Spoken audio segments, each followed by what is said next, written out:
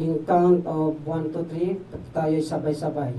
1, 2, 3. The Lord said to Moses, command the Israelites and say to them, when you enter Canaan, the land that will be allotted to you as an inheritance is to have these boundaries. Makakaupo po ang lahat. Amen? So, ito po yung pagbubulay-bulayan natin sa araw na ito. At ito ay sinabi sa Tagalog, sinabi ng Panginoon kay Moises, sabihin mo sa mga Israelita na kung papasok na sila sa Kanaan, ito ang hangganan ng lupain na kanilang mamanahin. Amen? So, ibig sabihin, bago dumating ang mga Israelita sa lupang pangako ng ating Panginoon, ay nagbigay na agad ng Panginoon ng boundaries kung saan yung kanilang lupang mamanahin. Amen. What is boundaries? Amen. Boundaries is a line or limit where one thing ends, another begins, or some things that indicate such as line or limit. Ito ay parang wall na nagsisimbolize na hanggang dito lang tayo.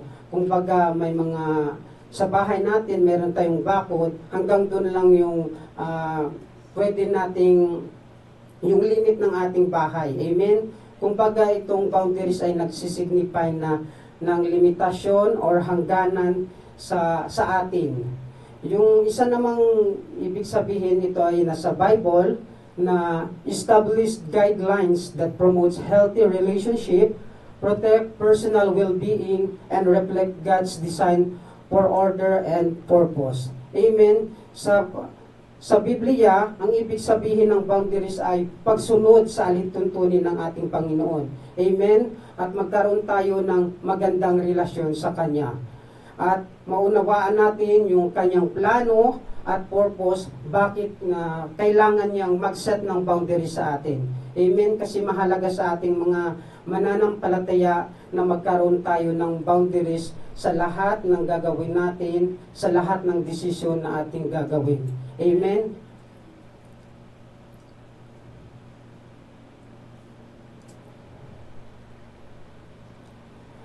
Ito yung 12 tribes of Israel. Ito yung magmamana or ito yung mga anak ni Jacob na magmamana sa lupang pangako ng ating Panginoon. Ito ay sa Reuben, Simeon, Ephraim, Judah, Dan, Naphtali, Gad, Aser,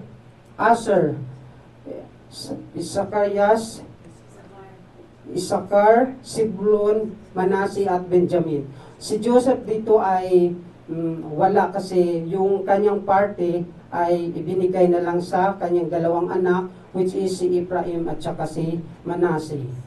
Next, ito yung map kung saan makikita natin yung boundaries. Ito ay yung paghati-hati nito ng 12 tribes of Israel. Kung mapapansin natin, ito yung mga boundaries kung saan pinaghati-hati ng ating Panginoon yung kanilang mamanahin. Makikita nyo dyan kung saan yung mamanahin ni Reuben, Simeon, and so on and so forth. So ayan makikita nyo sa ating map.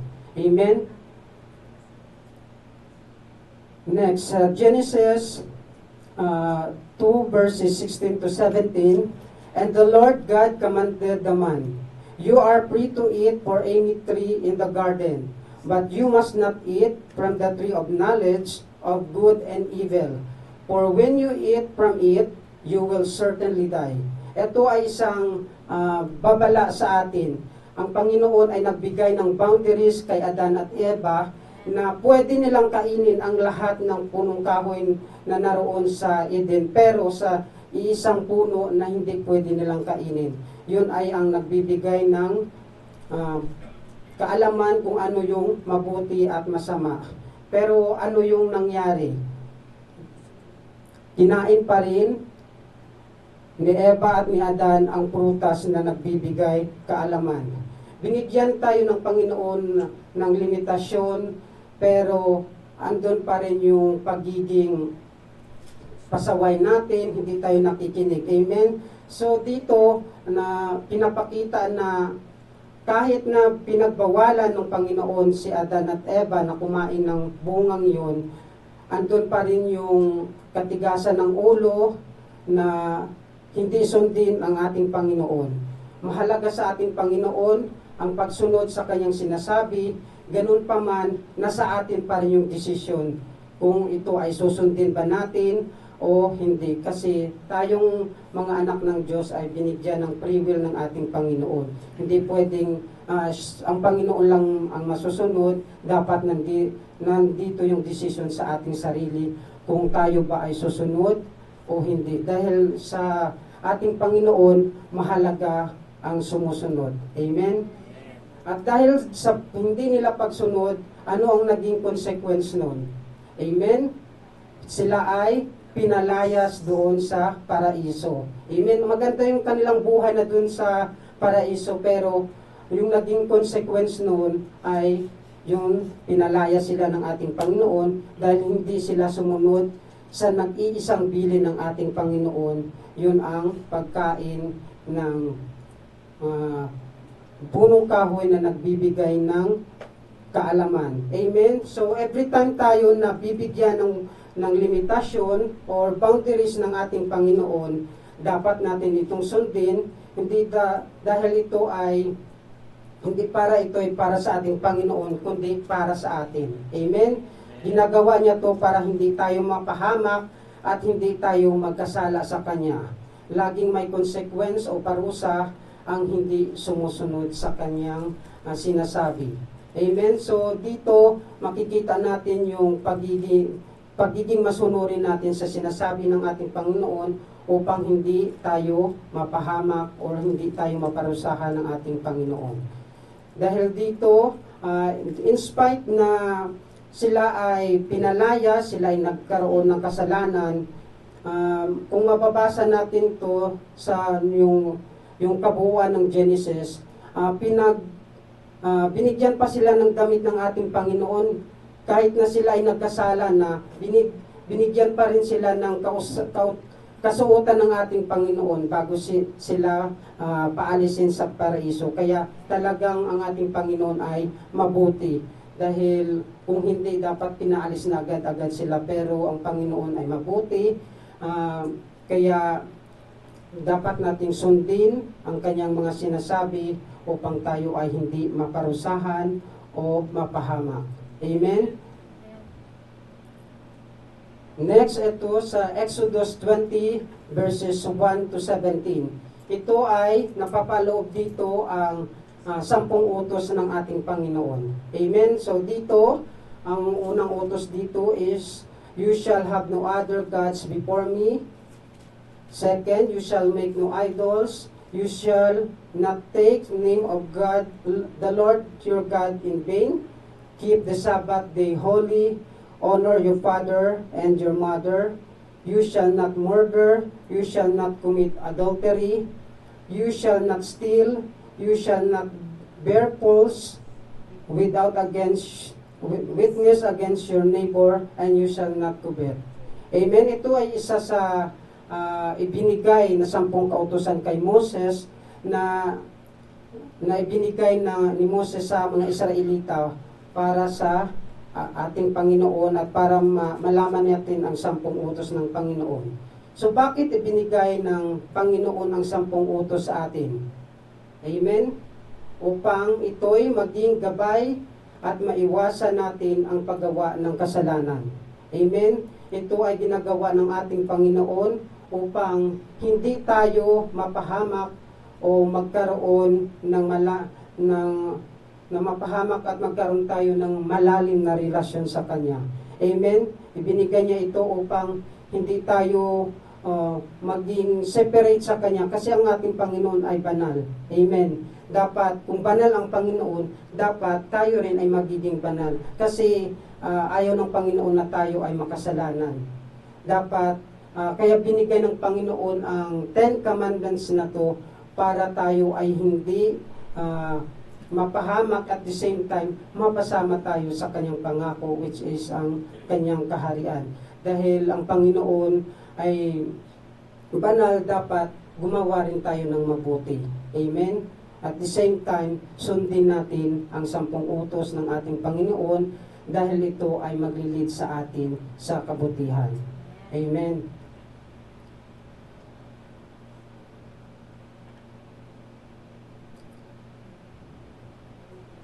Where can the boundaries set by God be applied? Saan ba natin may apply yung boundaries na ibinigay sa atin ng Panginoon? Una, ito ay sa ating relationship. Amen? Sa 2 Corinthians 6 verse 14, Be you not equally yoked together with unbelievers, for what fellowship had righteousness with unrighteousness, and what communion had light with darkness? Sa Tagalog, huwag kayong makiisa sa mga hindi mananampalataya. Amen? Sapagkat hindi maaaring magkaisa ang kabutihan at kasamaan gaya ng liwanag at dilim na hindi rin maaaring magsama. Amen? Sinasabi dito sa ating Panginoon, kung tayo ay magkaroon ng relationship or magkasama sa buhay, na dapat ang piliin natin ay yung nakakakilala sa ating Panginoon. Amen? Dapat same kayo ng pananampalataya. Dapat piliin natin ito dahil ito ay magdudulot sa atin ng problema kung ang ating makakasama sa buhay ay hindi mananampalataya. Instead na tayo ay dalhin natin sila sa kabutihan, tayo pa yung dinala nila sa kapahamakan. Kaya aware tayong dapat na mga mananampalataya, lalo na yung wala pang mga asawa, dapat nating piliin yung mga nakakakilala na sa Panginoon at sumusunod sa Panginoon. Hindi lang yung nakakilala lang sa pangalan, mas importante yung sumusunod sa ating Panginoon. Kasi magkaiba yung dalawan yun. Sinabi nga ng Kuya Joshua na iba yung nakakilala, tsaka iba yung sumusunod sa ating Panginoon. Kasi yung iba, kilala lang yung pangalan, pero hindi malalim yung pagkakilala. Amen? So dito, kung mababasa natin sa Deuteronomy 7:3-4, hindi ko dyan ilagay yung sinabi ng Panginoon, huwag kayong papayag na mapangasawa ng inyong mga anak, ang kanilang mga anak, sapagkat tiyak na ilalayo nila ang inyong mga anak kay Yahweh at sasambahin sa kanilang mga Diyos-Diyosan. Kapag nagkaganon, magagalit sa inyo si Yahweh at kayo'y kanyang lilipulin agad.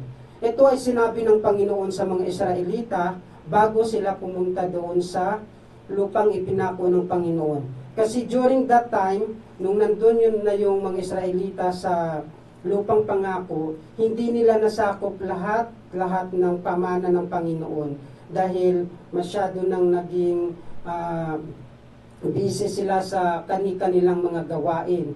Amen? Instead na malaki yung kanilang mamanahin sa ating Panginoon, maliit kasi may mga nakatira pa doon na hindi pa nila nasasakop during that time.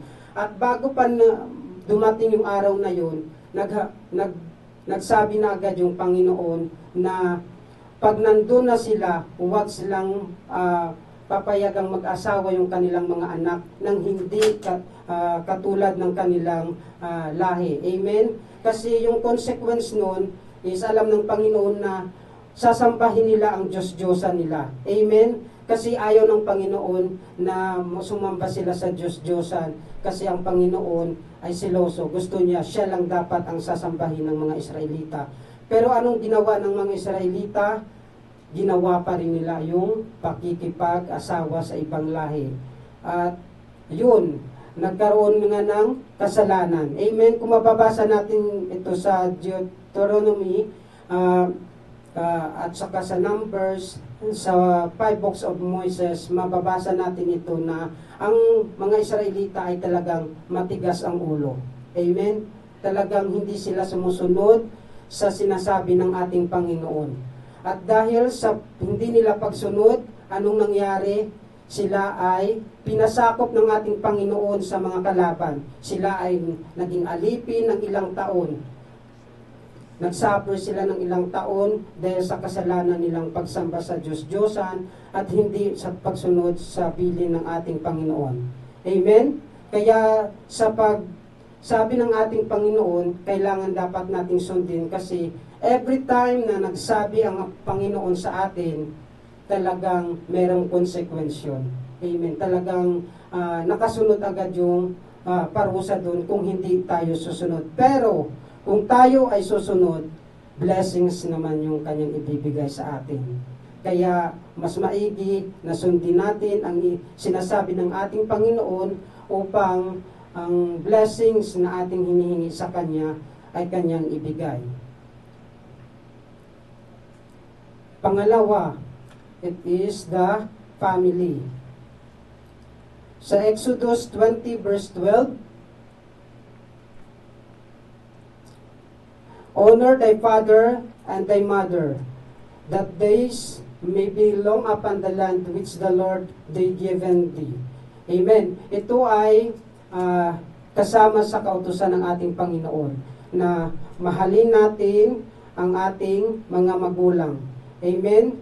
Na igalang natin ang ating mga magulang dahil ito ay nakasulat sa 10 kautusan.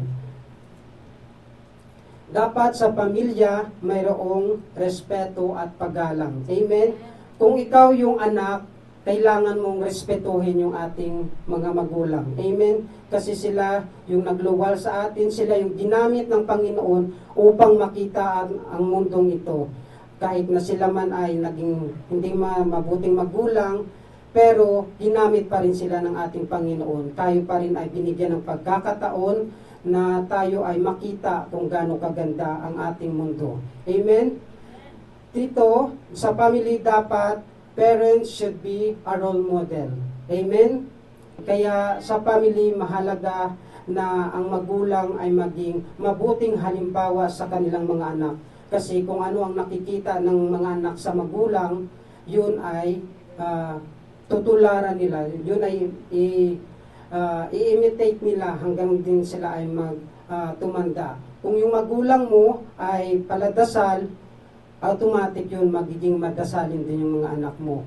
Pero kung ikaw na magulang ay laging nasa labas, manginginom, nagsusugal, talagang ma-adapt yun ng ating mga anak. Kaya mahalaga sa ating mga parents, lalo na sa mga magulang dito, na tayo ay maging isang role model sa ating mga anak. Amen?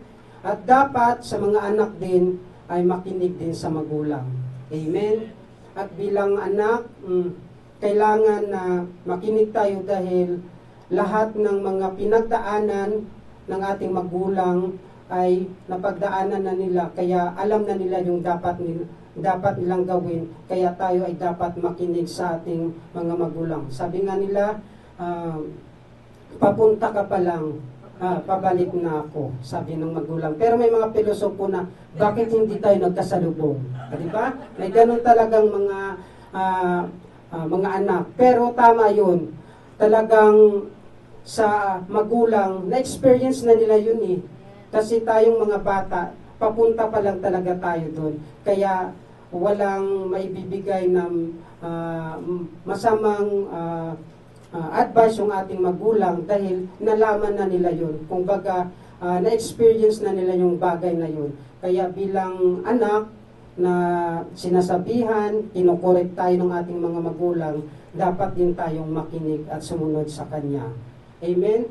Di ba sa oras ng ating pag-uwi, minsan may mga time limit tayo pag naglalaro, dapat mga 6 nasa bahay na. Bago maglaro, dapat yung mga household chores na nagawa mo na bago ka maglaro. Kaya dapat merong boundaries doon sa between parents and sa mga anak. Amen? And dito may mga parents din na kapag nag-aaway silang mag-asawa, di ba, hindi nila pinapakita sa kanilang mga anak. Amen? Ayaw nila na makita na sila ay nag-aaway sa harapan ng kanilang magulang.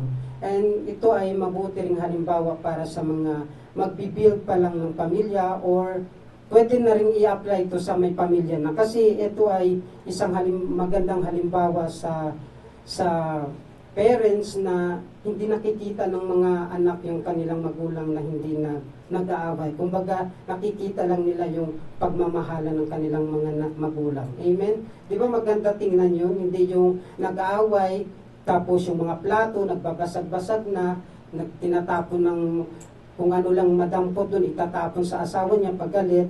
Di ba, ito ay hindi magandang halimbawa sa ating mga anak. Amen. At halimbawa rin dito ay tayong mga OFW. Amen? Sa bilang OFW, dapat meron din tayong limitasyon sa ating mga pinapadala sa bansang Pilipinas. Amen? Hindi lahat ng ating kinikita ipapadala natin doon. Amen? Kasi paano tayo pag nagkaroon ng emergency dito? Sino yung malalapitan natin? Instead na, pag humingi ka ba ng tulong tayo sa bansang Pilipinas, magpapadala ba sila?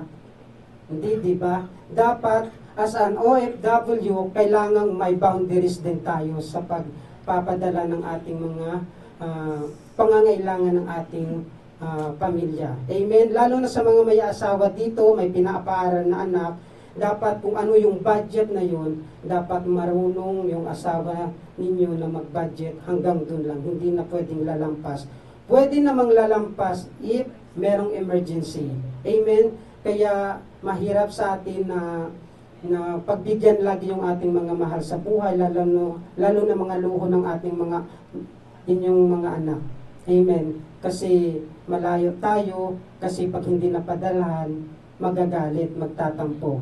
Pero the reality is, kailangan nating mag-set ng boundaries. Hindi lahat ipapadala doon kasi binigyan na tayo ng knowledge and wisdom ni Lord kung paano natin isi-set yung boundaries natin sa ating pamilya. Amen?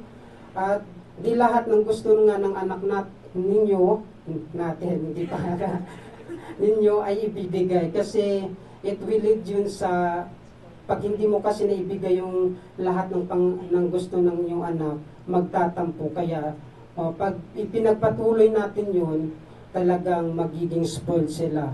Kahit na hindi naman kailangan nila, talagang iyakan ka lang, bibigay ka na agad. Amen? Kaya marunong tayong magpahalaga at mag-set ng boundaries sa ating mga pamilya. Amen? Ito naman sa Proverbs 22 verse 6, train up a child in the way should go, and when he is old, he will not depart from it. Amen? Ito, dapat ituro sa mga bata ang dapat nilang lakaran. Amen? At hanggang sa paglaki, hindi nila ito malilimutan. Mahalaga na sa mga magulang bilang source, ikaw nagbibigay ng pangangailangan ng iyong mga anak, dapat turuan din natin ng ating mga anak kung ano yung tama at mali. Especially ang magkaroon ng takot sa Panginoon. Amen? Kasi kapag tinuruan ng magulang ang anak nila na mahalin ang Diyos at sundin ang mga utos niya, siguradong may magandang epekto ito sa kanyang anak. Amen? I-share ko lang yung sinabi ng magulang ko during nung maliit pa ako. Sabi ng magulang ko, huwag kang maninigarilyo dahil wala ka namang makukuha dyan. Amen? Kasi during that time, kasama ko mga kalaro ko, yung papel na binibilog din tapos gagayahin namin yung mga naninigarilyo. During that time, nakita kami ng nanay ko. Sabi niya, huwag mong gagawin yan kasi wala ka namang makukuha dyan. Usok lang naman yan. Amen? Kaya yun yung reminder sa akin ng parents ko na hindi ko makakalimutan. Kaya sa mga parents, kailangan habang maliit pa, i-guide na natin ninyo yung inyong mga anak na gumawa ng mabuti, especially talaga yung makilala ang ating Panginoon. Dahil yun yung foundation natin na in the end, hanggang sa sila yung tumanda, ay magkaroon sila ng takot at hindi nila mapahamak. Kumbaga, nandun yung mabuting gawa, susunod dun yung paggawa ng mabuti. Siguro nanonood din kayo, I don't know kung napapanood nyo rin yung mga bata sa social media, yung si Baby Argos, yung magalang na bata, yung kung napapanood yun, ayun yung best example dun sa verse na to. And also si Dior, kung napapanood niyo, kasi at saka yung anak din ni Angeline Quinto, kasi ang sarap panoorin yung mga vlog na yung mga bata nagpupo, nagpipray, talagang mag-i-enjoy ka sa papanood sa kanila kasi andun yung lambing sa magulang, yung pagsunod, kaya masarap pakinggan yung mga at panoorin yung mga ganong video na yung pagtitrain ng magulang is nandun agad. Amen, nandun yung pagpapakilala agad sa Panginoon. Next is, pangatlo is friends and work. Dito dapat may apply din natin yung ating boundaries. Amen.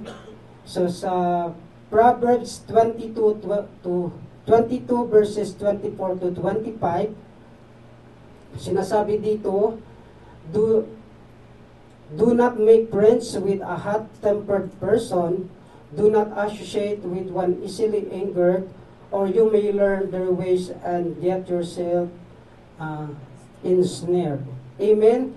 Kaya mahalaga sa atin dito ang pagkakaroon ng kaibigan na nakakakilala rin sa ating Panginoon. Amen? Kasi dito mahalaga na yung kaibigan natin ay mananampalataya, lalo-lalo na sa generation natin ngayon.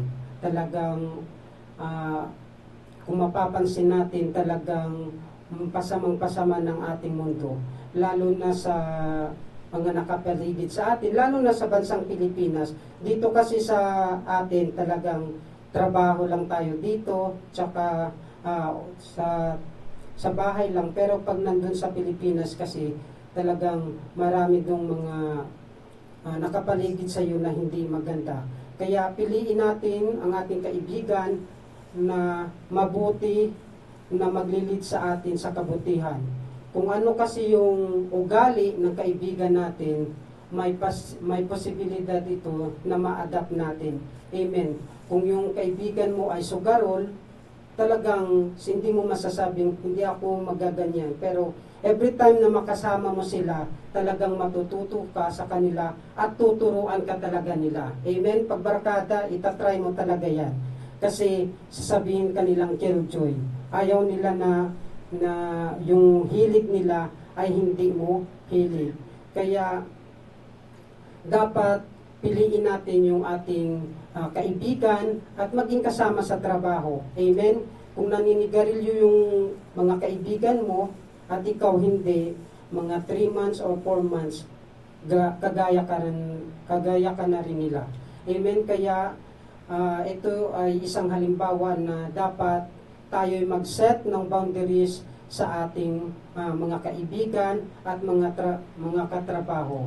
Kaya kung yung kaibigan ng anak mo ay mga matatalino, talagang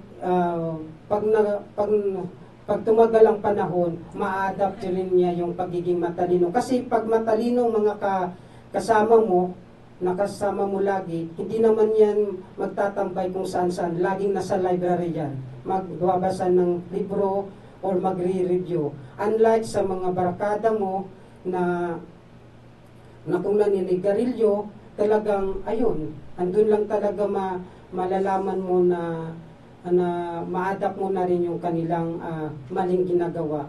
Kaya may kasabihan nga na sabihin mo ang iyong mga kaibigan at malalaman ko kung ano yung ugali mo. Amen?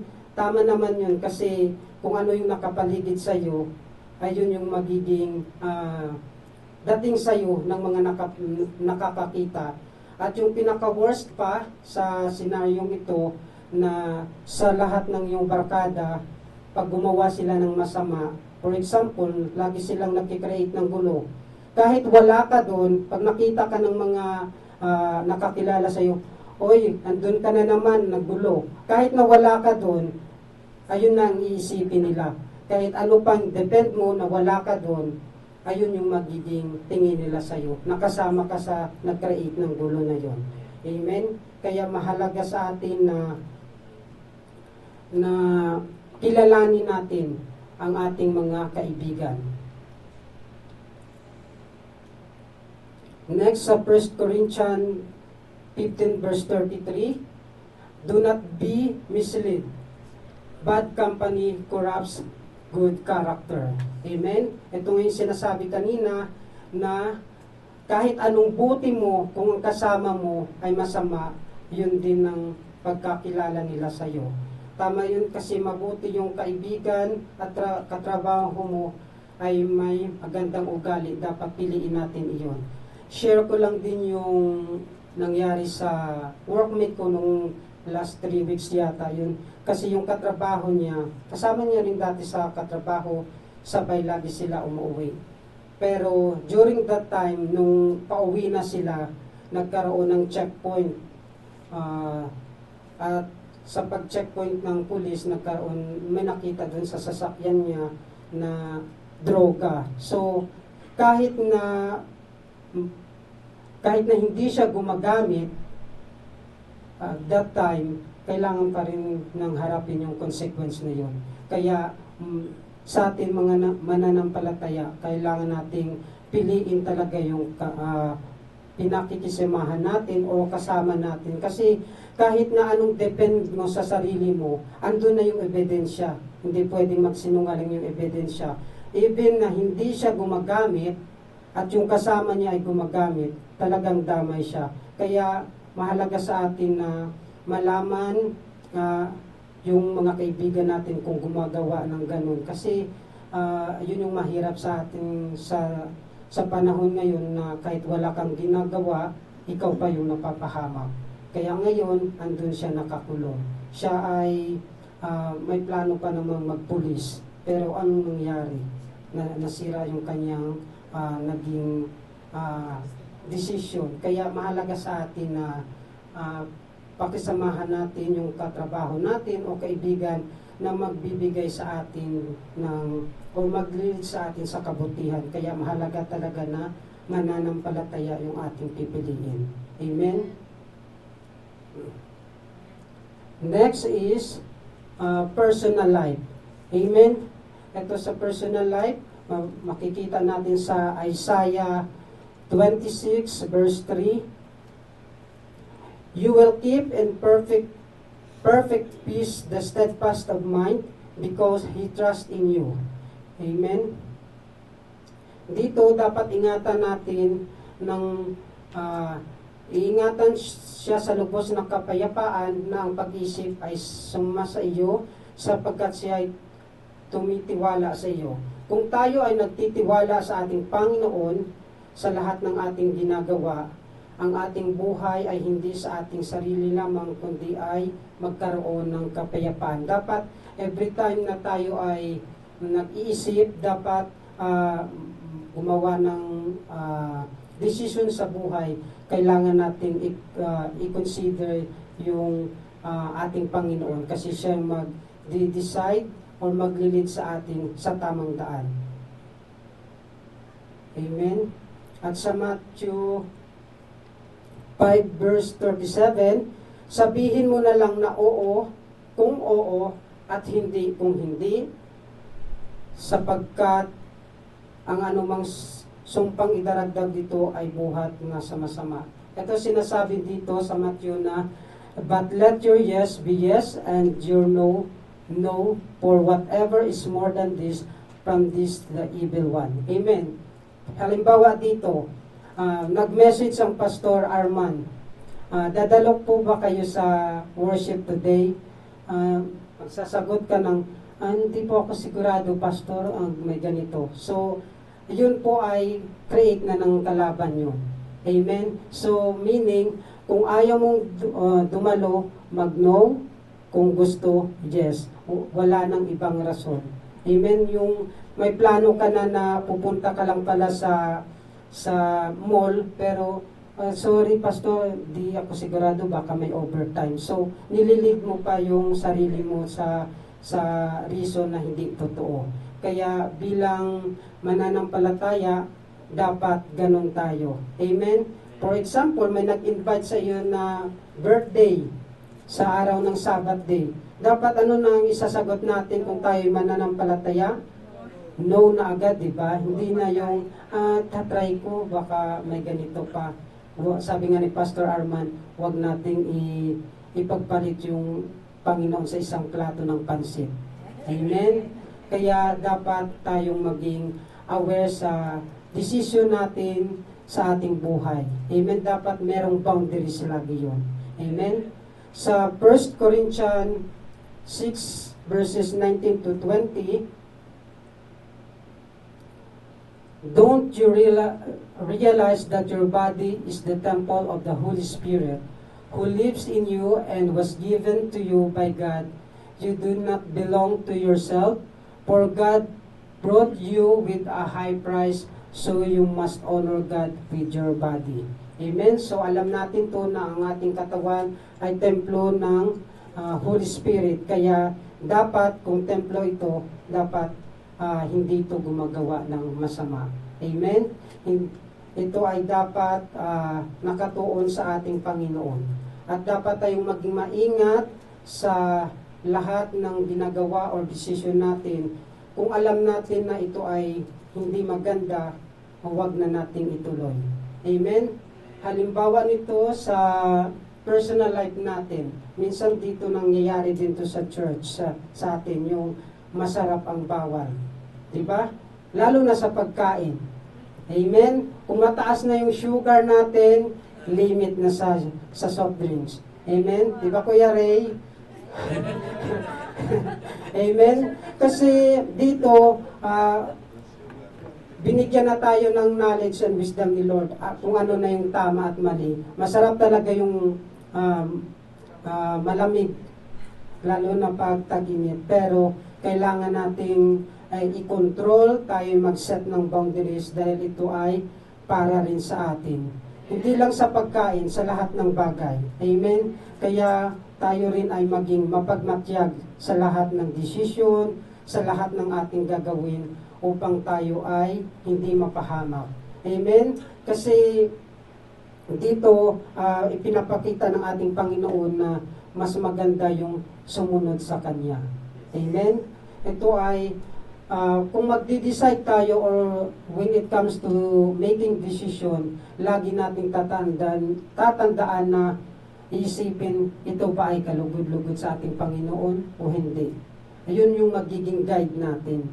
Pag alam natin na hindi ito maganda sa Panginoon, sa paningin ng Panginoon, wag na natin ituloy. Amen? Kasi alam na natin na maglilid yun sa kaparusahan or sa kapahamakan. Amen? So next, number 5, social media or yung digital life na natin. Ito na yung pinaka-most na nangyayari sa atin. Dapat talagang bigyan ng boundaries yung ating buhay when it comes to social media and digital life. Sa Romans 12 verse 2, do not be conformed this world, but be transformed by renewing your mind. Then you will be able to test and approve what is the good, pleasing, and perfect will of God. Amen? Dito, dapat hindi tayo makiayon sa mundong ito. Amen? Alam natin na ang mundong ito ay pasama ng pasama. And we all know through advanced technology, talagang meron na talagang tawag dito, nag-a-advance na rin yung kasalanan natin. Talagang nagiging digital na rin. Amen? Kasi dapat sa ating mga mananampalataya, kailangan nating magkaroon ng boundaries, kung ano yung pinapanood natin sa social media, kung ano yung pinopost natin sa ating social media. Amen? Yung pinapanood, dapat yung mga mabubuti, katulad ng mga preaching or sa Bible version na napapanood natin. Kasi dito sa social media, masyado ng toxic. Mag-comment ka lang sa post, ang dami mo ng kaaway. Marami na sa yung aaway kung ano yung comment, lalo na pag kinokorek sila. Diba?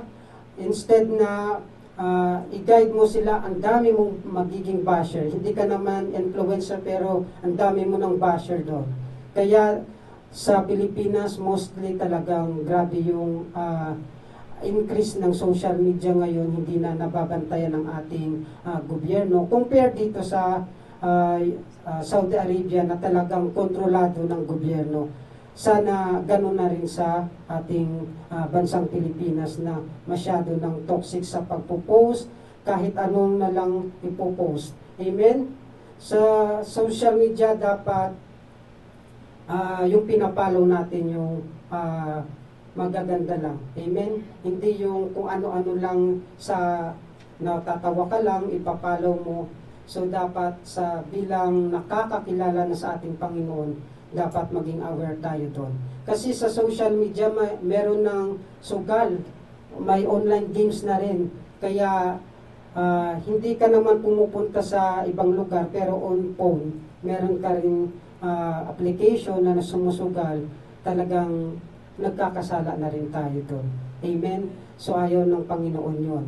At sa mga influencer at mga vlogger, ito kalimitan to sa mga influencer. Kasi yung gusto lang ng mga vlogger o influencer ay kumita lang ng pera. Gusto lang nila sila maging trending sa kanilang mga pinopost. Kahit na ito ay hindi na maganda, nababiolate na nila yung karapatan ng ibang mga tao, andun talaga sila, nakapokus lang sila kung ano yung income na makukuha nila. May napanood nga ako sa vlog na yung dadaan yung tao tapos tatakpan ka ng malaking plastic na malaki. So nag-ikot-ikot ka na dun sa nagkandahiga ka na tapos hindi mo makita kung sino nagtakip sa iyo habang naglalakad ka. So parang pag napanood ko na talaga nasa-stress ako sa ganung sitwasyon. Kasi kung ilalagay nila yung sarili nila doon, natatakpan ka na wala kang kaalam-alam kung ano, gumulong-gulong ka na doon, talagang sa sitwasyon kasi yung parang magagalit ka kung sino. Wala ka namang mapagbibintangan kasi natakluban ka, hindi mo alam kung sino yung gumawa sa'yo. Pero sa mga vlogger, dapat maging aware din tayo kung ito ba ay nakakabuti sa kapwa natin. Amen, hindi lang yung para lang maging trending, dumami yung views, dapat maging mabuti rin tayo. Yung mga vlog na nakaka-invite na tumulong, ayun yung magagandang panoorin. Amen?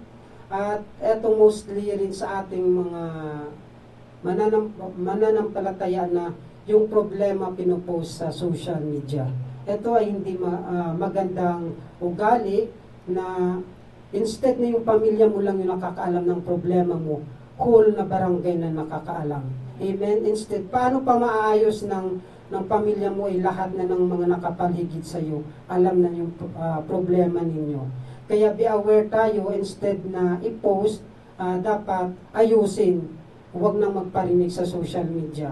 Amen? Kasi another problem na naman yung magkikreate doon pag nabasa ng pinaparinggan mo. Amen? Kaya bilang mga nakakilala, aware tayo doon na huwag nating i-post yung mga personal nating mga problema sa social media, lalong-lalo na tayo na ay nakakakilala na sa ating Panginoon. Amen? At ito rin sa halimbawa, sa atin ding mga OFW. Amen? Kasi dito, social media, kasi pag walang cellphone dito sa atin talagang boring. Amen? Kasi lalo na pag walang internet. Kasi ito lang talaga yung libangan ng OFW. Pero dito rin nagka-create ng problema, lalo nasa mag-asawa, na dapat yung ka-chat mo lang is yung asawa mo lang. Amen? Wala nang iba. Amen? Hindi pwedeng mag-chat ka sa asawa mo, pero may ka-chat ka pang iba. Hindi pwedeng ganun. Dapat, kung sino lang, yung pamilya mo lang yung ka-chat. Kasi may mga naririnig. Siyempre na meron naman tayong mga experience sa mga katrabaho na mas marami pang oras sa ibang ka-chat kaysa sa pamilya.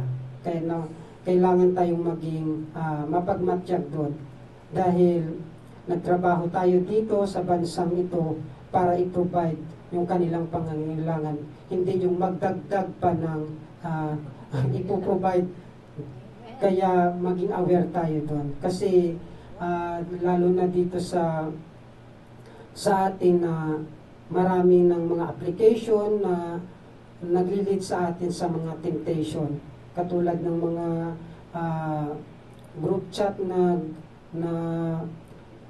sa social media na kung ano-ano na lang yung mababasa mo. Kaya bilang mananampalataya, kailangan maging mapagmatiyag, aware tayo na ito ay huwag natin gawin. Amen? Dito sa Matthew 10 verse 16, Behold, I am sending you out as a sheep in the midst of wolves. So be wise as serpent and innocent. Amen? So dito, sinasabi ng Panginoon na tayo ay kanyang sinugo na maging tupa sa gitan ng mga asong gubat. Kaya tayo ay maging matalino gaya ng ahas at maango gaya ng kalapati. Ibig sabihin, alam na natin yung tama at mali. Amen? Kaya doon na tayo sa pagsunod sa tama. Amen? Next is our spiritual life. Amen? Sa Colossians 3 verse 2, babasa natin, Set your mind on things above, not on earthly things. Yung sabi, dapat sa Panginoon lang tayo laging magtitiwala. Hindi tayo dapat nagtitiwala sa mga nakapaligid sa atin. Amen? Dahil lagi nating tatandaan na lahat ng meron tayo ay may hangganan. Amen? Ang lakas, kasikatan, kapangyarihan, talino, o trabaho man, o kayamanan, lahat to ay may hangganan. Kaya dapat andun tayo sa hindi nagbabago, which is ang ating Panginoon. Ang kanyang salita at ang kanyang pangako sa atin ay hindi nagbabago. Hindi katulad ng mga nakapaligid sa atin, anumang meron tayo ay mawawala sa atin sa oras na tayo na ay kinuha ng ating Panginoon. Amen? At sa Luke 21 verse 34, So be careful, or your hearts will be loaded down with carousing, drunkenness, and cares of this life, and that they will come on you suddenly. Amen? Sinasabi dito na mag-ingat tayo at huwag tayong mawili sa kalayawan. Amen? Sa paglalasing, sa pagkaabala sa inyong kabuhayan, at baka biglang dumating ang ating Panginoon. Kaya dapat tayong maging ready, hindi tayo pwedeng bukas na lang, wala pa naman. Amen? Kaya habang wala pa, tayo ay maghanda na dahil walang nakakaalam kung kailan darating ang ating Panginoon. Kaya habang kilala na natin yung Panginoon, magpatuloy na tayo. Amen? So, next is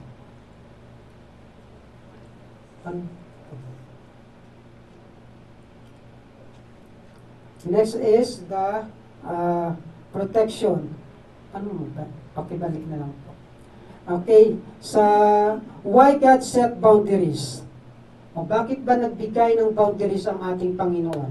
Amen? Yung una dito is yung protection. Amen.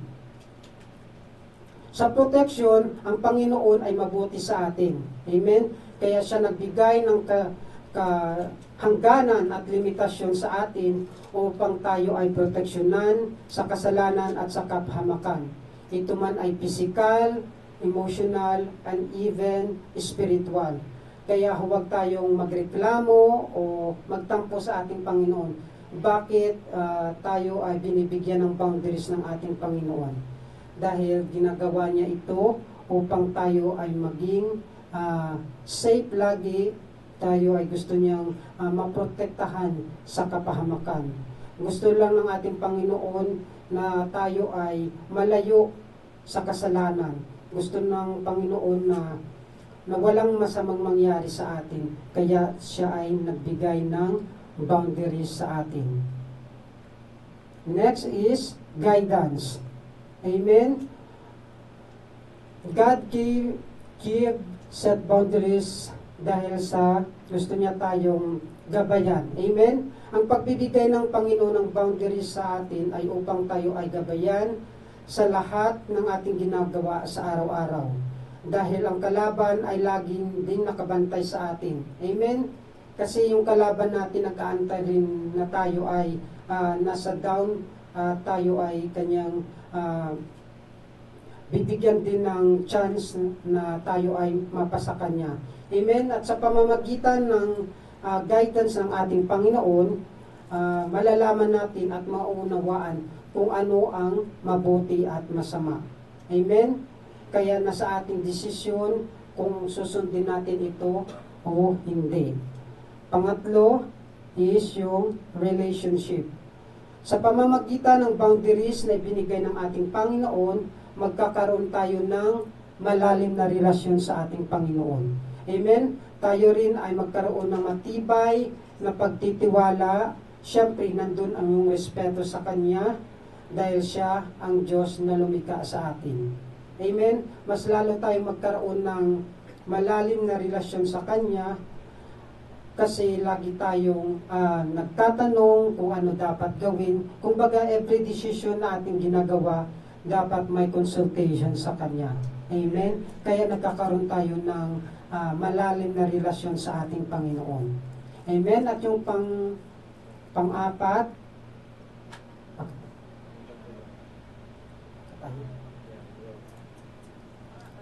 pang-apat is growth. Amen?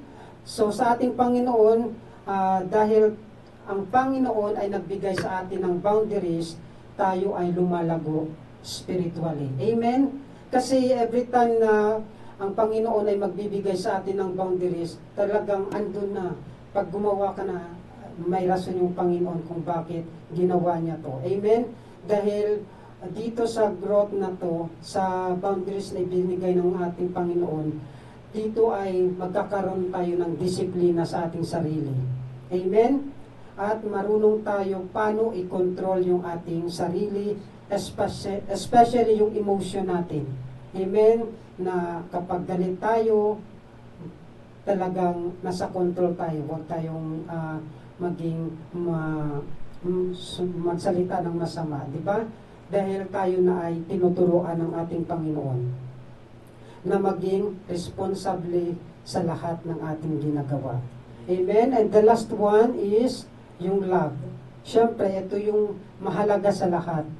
Why God set boundaries? Dahil mahal niya tayo. Amen? Hindi magbibigay ang Panginoon kung hindi niya tayo mahal ng boundaries na to.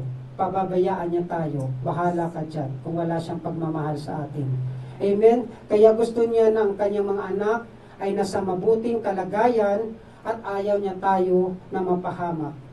Ang pagmamahal ng ating Panginoon ay hindi mapapantayan ni numan. Amen? Kaya bilang balik sa ating Panginoon, sundin natin yung kanyang mga ibinibigay na boundaries sa atin. Amen? Kaya dapat pahalagahan natin ang pangalawang pagkakataon na ibinigay niya sa atin dahil sa pamamagitan ng kanyang pag-ibig, tayo ay mapapasama sa kanyang kaharian. Amen? Dahil mahal tayo ng ating Panginoon at ang kanyang pangako ay gusto niya makasama tayo sa kanyang kaharian. Kaya lagi nating tatandaan na ang pagbibigay ng boundaries ng ating Panginoon ay hindi para sa Kanya, kundi para sa atin. Amen? Next is, mahirap bang maging Kristiyano? Amen? Para sa akin talagang mahirap. Amen? Wala namang madali, di ba? Kasi kung dati umiinom ka, nung nagkakalala ka na sa Panginoon, nahinto mo na. Amen? Kasi wala namang maibibigay na mabuti yung mga bisyo na yun. Amen? Kaya bilang isang Kristiyano, kung tayo na ay nakakilala na sa Kanya, gawin na natin yung mabuti at nakakalugod sa Kanya. Kaya kahit mahirap, kakayanin. Amen? Para sa ating Panginoon, dahil wala naman tayong ibang mapupuntahan. Kung gusto natin pumunta dun sa kasamaan, it's up to you kung gusto mo talaga dun. Amen? Basta tayo dito, na mga nakakakilala na sa ating Panginoon, dapat patuloy tayo sa pagsunod sa ating Panginoon at maglingkod sa ating Panginoon. Tingnan nyo nga, kala ko na nga sabi ng Pastor Tyron, hindi lang lahat nakaupo dyan. At ito na ako, nandito na sa inyong harapan. Kaya naalala ko ng Pastor Tyron na wala talagang sitting ministry. Amen? Kaya akala ko nung nabuno na napasama ko dito, talagang expected ko pa mga a year pa bago ako dito tumayo. But hindi natin masasabi na alam na ng Panginoon yung boundaries natin is yun lang, pero yung boundaries ng Panginoon ay hindi natin alam. Kaya dapat nating ipagkatiwala sa ating Panginoon ang lahat ng bagay. Amen? So, ito yung pinakalas na verse, yung sa Galatians 5:22 verse 23, but the fruit of the Holy Spirit is love, joy, peace, patience, kindness, goodness, faithfulness, gentleness, self-control. Against such things there is no law. So kung gusto nating sumunod sa ating Panginoon na mas yung kanyang boundaries, dapat yung mga nasabing ito ay dapat nating sundin. Amen. Dapat ito nandito yan sa ating puso. Especially sa akin, yung self-control talaga yung problema ko dyan, tsaka yung patience. Amen. Kaya dyan ako problema. Kaya para mapagtagumpayan natin yung ibinibigay na boundaries ng ating Panginoon, dapat ito ay nasa atin yung fruit of the Holy Spirit. Amen? Kaya dapat lagi nating